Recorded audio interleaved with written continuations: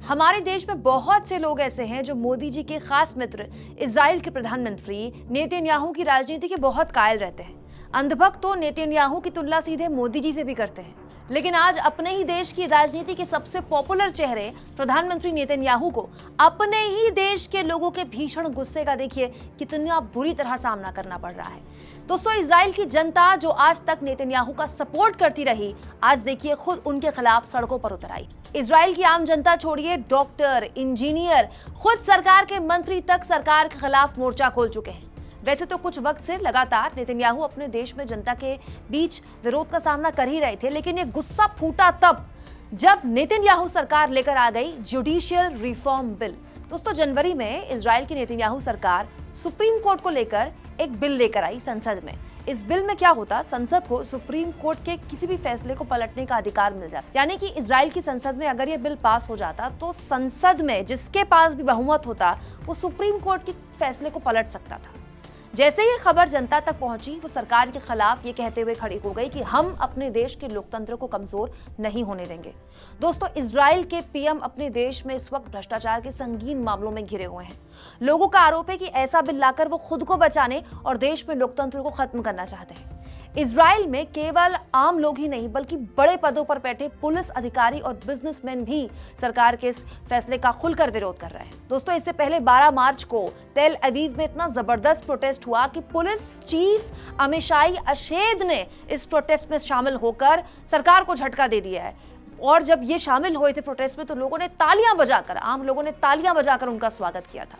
PM Netanyahu सरकार के रक्षा मंत्री योआव गोलेट खुद अपने ही प्रधानमंत्री के इस फैसले का विरोध करते हुए एक टीवी इंटरव्यू में यहां तक कह चुके हैं कि सरकार के इस कदम से देश की मिलिट्री में फूट पड़ रही है, इससे देश की सुरक्षा को खतरा है। हालत ये हो गई कि कुछ दिन पहले इजराइल के पीएम सड़क के रास्ते कहीं जाने की कोशिश करने लगे।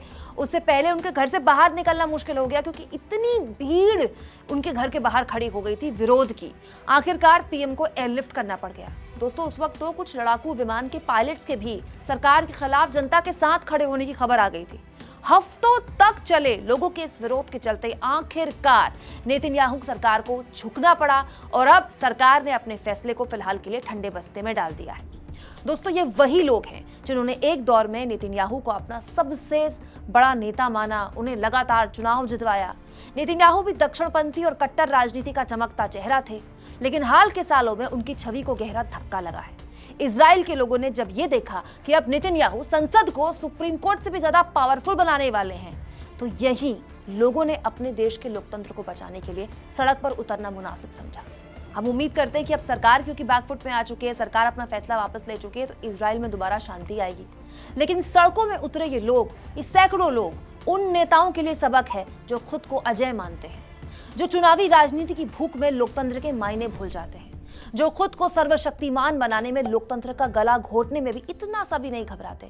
उन्हें एक्चुअली डर ही नहीं होता, उन्हें तो लगता है जनता उनकी जेब में है। दोस्तों, इजराइल के लोगों ने अपनी ही सरकार को घुटनों पर लाकर न केवल अपना लोकतंत्र मजबूत किया बल्कि दुनिया को एक बार फिर यह बतला दिया कि कोई भी नेता कितना भी ताकतवर क्यों ना हो, जिस दिन जनता जाग गई ना, उस दिन हर चीज बौनी हो जाती है, क्योंकि नेता को ताकत जनता से मिलती है।